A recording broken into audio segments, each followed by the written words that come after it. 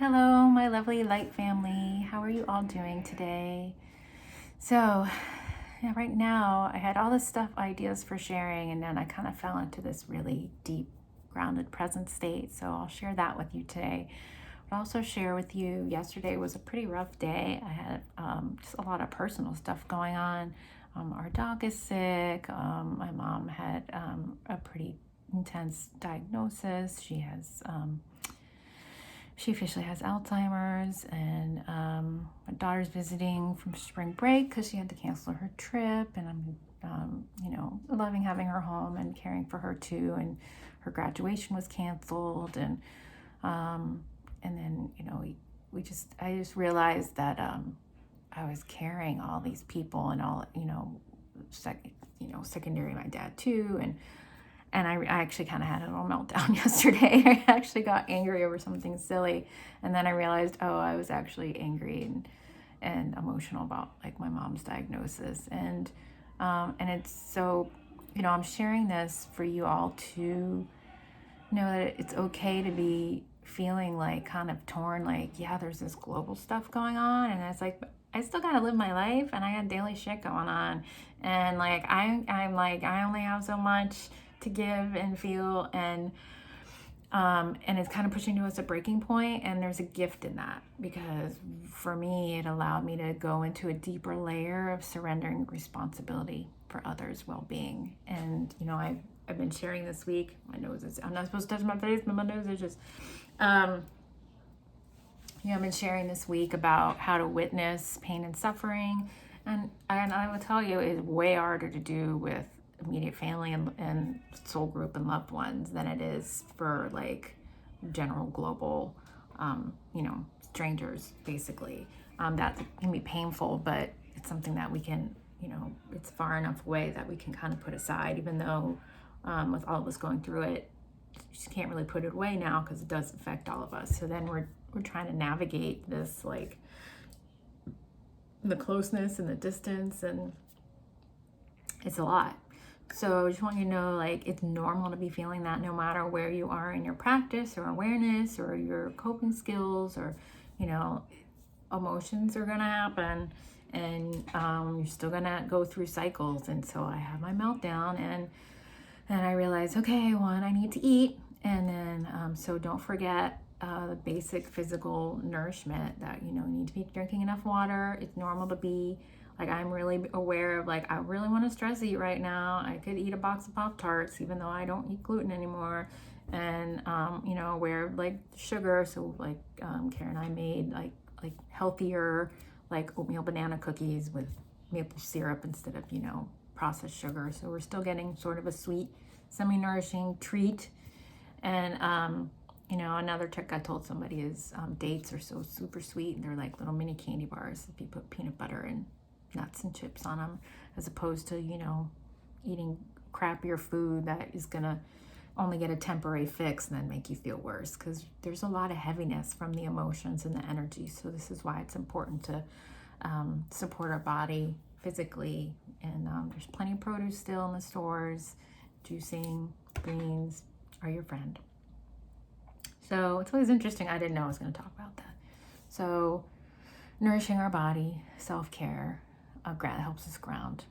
And then, realizing that there is actually almost too much emotion to process. So there's different ways that our body can shut down and go into coping. We can go into avoidance, things like sleeping or reading or playing video games.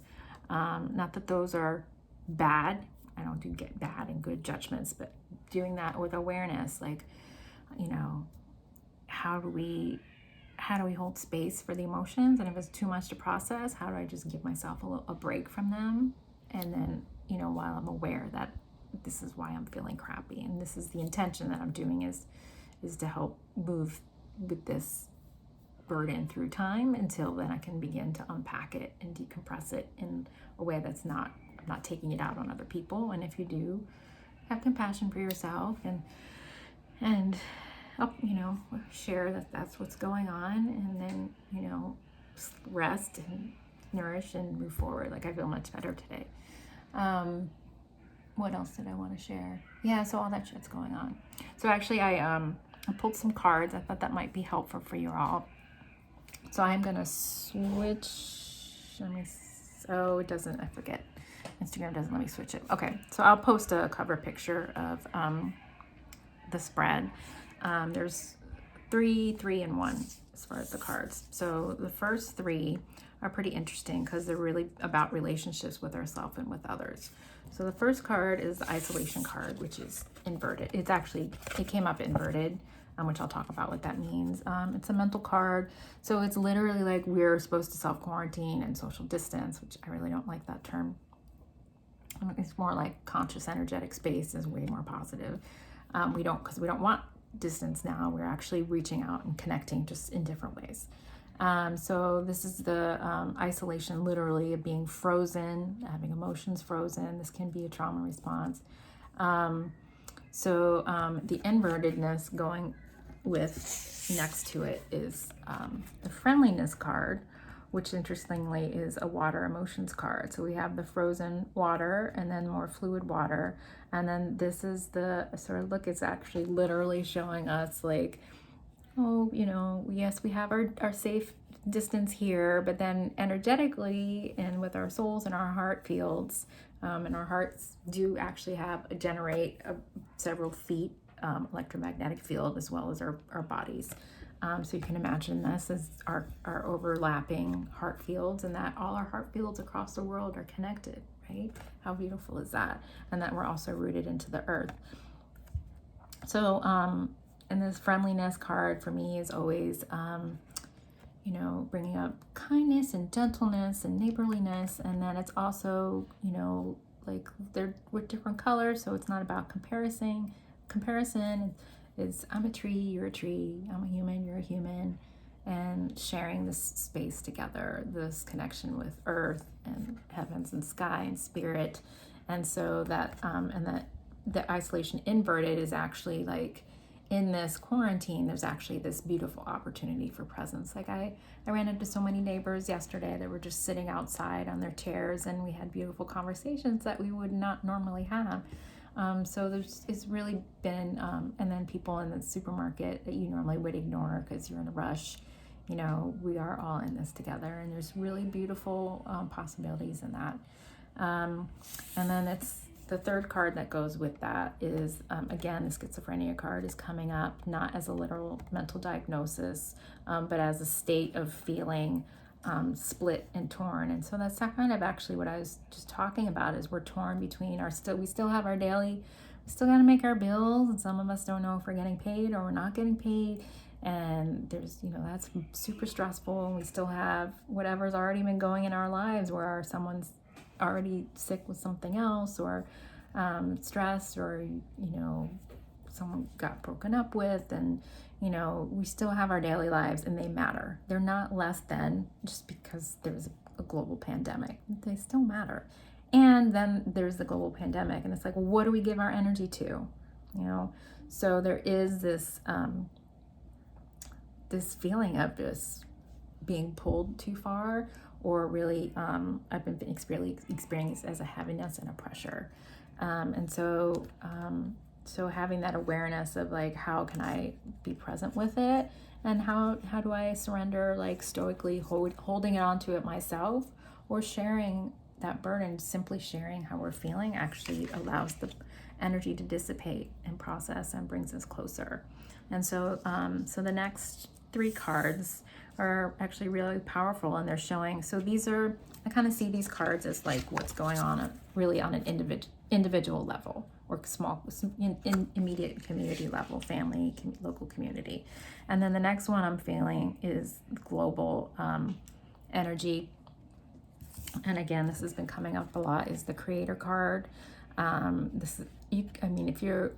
If you are religious, you can look at it as a literal creator, but I believe we are all creators of our reality and our beings, definitely our thought process and mindsets and our intentions.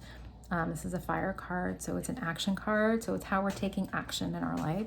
And this is the solar plexus, which is the seat of our power. And a big part, I believe, and I've talked about this, of the pandemic is to destroy old hierarchical structures that are not working anymore, and also not even as a judgment, but as a collective humanity or collective consciousness. We are choosing to experience being human and different ways of relating. So coming back again to that friendly card, the relationships with each other and within the world in context of power and personal power, where and this goes into like the 3D experience of being human is the hierarchical structures, where we surrender part of our power to be part of a collective which provides for us and keeps us safe. And that is not always a bad thing. There are dynamics where that has worked and still works, and then there's a lot of dynamics though where it's become out of balance, and there has been abuse of that power, and a loss of the personal power without actually, a betrayal of what was promised, really mostly on soul contract levels. And so we're moving into empowering the individual, and that's where that comes into surrendering a lot of the archetypes around saving others from their pain or trying to make things okay, noticing the compulsion to just want to skip and how can I make this okay, versus how can I be present with like the fear and or just being done, or all these emotions, and then letting those move forward, and then reframing things positively, but not jumping over the things that are uncomfortable. And by doing that for other people, instead of trying to take their pain away, and pain is anything here that's any uncomfortable or painful emotion. It's not necessarily physical pain, but that can be too. As we empower the individual to learn how to do this for themselves, and we empower each other, and the dynamic shifts. It's flattening, actually, just how we're flattening the curve. It flattens the hierarchy, and part of that is taking responsibility for ourselves, surrendering responsibility for others, which is hard when we have children and animals that rely on us. So I don't have an answer for that yet, but we're figuring out how to move forward, where we care and don't take on this burden. And so this process, this is the only major arcana card that has come up in this reading, is transformation, literally. And so we have the Phoenix Rising, which is the rebirth and the fire transformation. We have the Violet Flame that we work with, which is also highly transmutative. The hand touching the earth, and it's really beautiful because there's a face here that you could consider the face of Mother Earth, or even the face of our souls, the faces of our ancestors. This is really a time for healing the past timelines and integrating in the current, to create a new future together. And we have sort of this feeling of the lotus is part of the spiritual transformation, symbolic of the transformational journey, and the galaxy, the stars that we're all from, along with the sense of water and fluidity again. And then the sword that cuts through the armor and that we've been carrying for so long, and allows us to get to a deeper truth.